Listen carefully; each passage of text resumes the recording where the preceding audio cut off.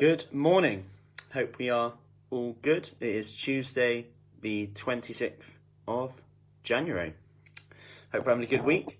We have cardio this morning at 6:30 and then Tai Chi straight after that. So quite a little difference in the intensity this morning.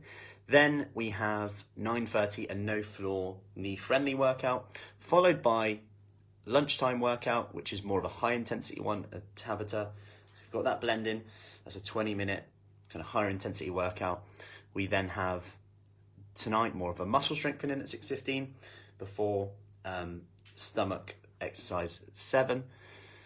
And that finishes our day. So I want to talk today about 3 ways to keep going when maybe others would fail.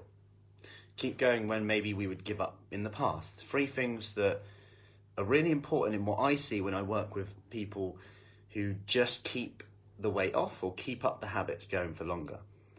They might seem obvious, they might not, I don't know. I'm going to go through these now. And this kind of stems a bit from, I was reminded of this from a message I got from Kate yesterday, which I'll share her story later. She started in August, obviously when we could go in-person sessions. And even though I mentioned that, there's a potential for another lockdown again, we could go into Zoom sessions. It was very interesting that she said that, there's no way I'd ever do a Zoom session. There's no way I'd do that. And I will share her story later, but I'll just read out what she said before I go into these 3 things. So she said, to the ladies who are unsure of joining Fruci Fit or how to connect with a Zoom session, please do it, it's fun and can work. Back in August last year, there was a need to get this granny back on track with fitness and weight loss. Grandchildren were getting older and more enthusiastic, but granny was also getting older and slower. Yes, classes here at Marlborough have been missed, but my new friend, Zoom, is keeping me engaged. I'm still enjoying the workouts. Bring on the grandchildren, £30 lost and much more energy. Thank you, Matt and the team, from an energized granny. Now, the reason I'm bringing this up, not only is that awesome, and I'll share her results a bit later on, she has taken pictures, but there's 3 things that have come up on this. And number 1 is resilience. It was not ideal for Kate to go onto Zoom at all. She's never used it before. It was a bit like, that's not for me. I like the social interaction, and we try and make it as social as possible on there. I'm going to admit it's not ideal, but it does the job. It's convenient, and your body doesn't really care in terms of how you get it done. It's just that you get it done. The endorphins in your brain don't care, just that you get it done. The blood sugar levels, cholesterol, health, grandchildren, more on that in a second. Our movement, mobility, flexibility, just that it gets it done. So that's resilience, keeping going when maybe there's things that come up. I've watched lots of people, lots of ladies in the past. It's a big difference between people who do really well and maybe okay, is that when something comes up, we often forget about how far we've come. Because I think, and this is something that I bring up a lot, let's say Kate did a good few months of really good work in the studio inside, then the lockdown in November, then the lockdown in January. And it could be very easy just to forget all the hard work you've done and just go, I'll wait until afterwards. It's very easy to do that. And I'm not saying there's anything wrong with that, but is that going to get you the results that you want? I'm not so sure. Keeping going in this time is normally the difference. That's it. Even if it's not as good as before, it's just keeping that momentum going. So number 2 is accountability. Number 2 is booking a time slot and showing up at that time. If no one is kind of following you up, if there's no community to pick you up, if you're struggling and there's no one to turn to, talk to, share something with, it's going to be hard. That's why we've added in coaching rooms as well, so people can just drop in at any time.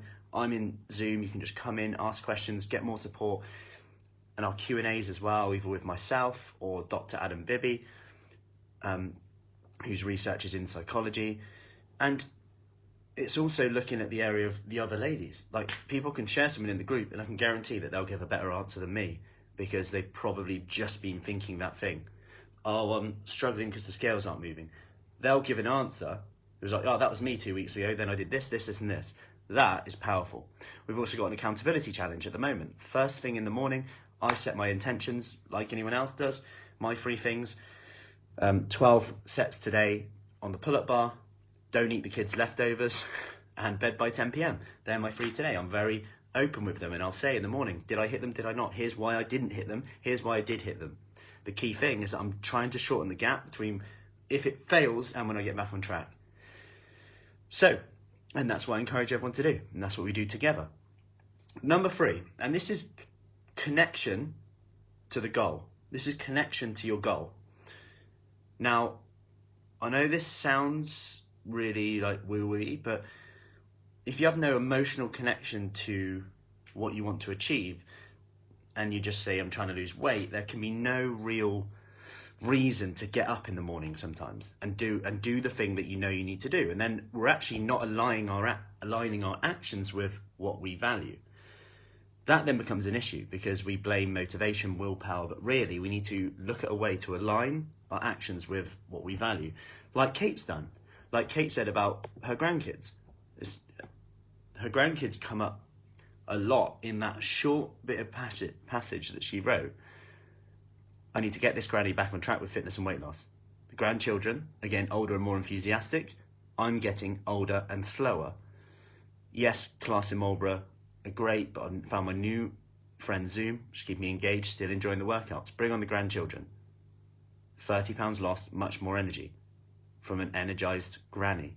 You can tell that there's an emotional connection to the grandkids. Every decision then can be based on, okay, do I want to spend more time with them when I'm seeing them again? Do I want to be able to chase them around? Am I going to be able to keep after that? That emotional connection is so strong that can override anything that's like, oh, I can't be bothered today. And yeah, you're still going to have days like that, of course.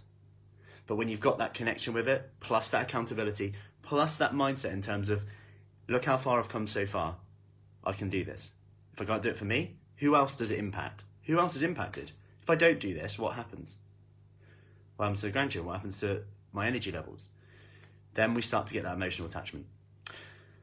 So, I hope that helps. Any questions, as always, let me know. If you want more information about our 6-week Kickstart program, just send me a message. I will get you the details. Have a great day and speak soon.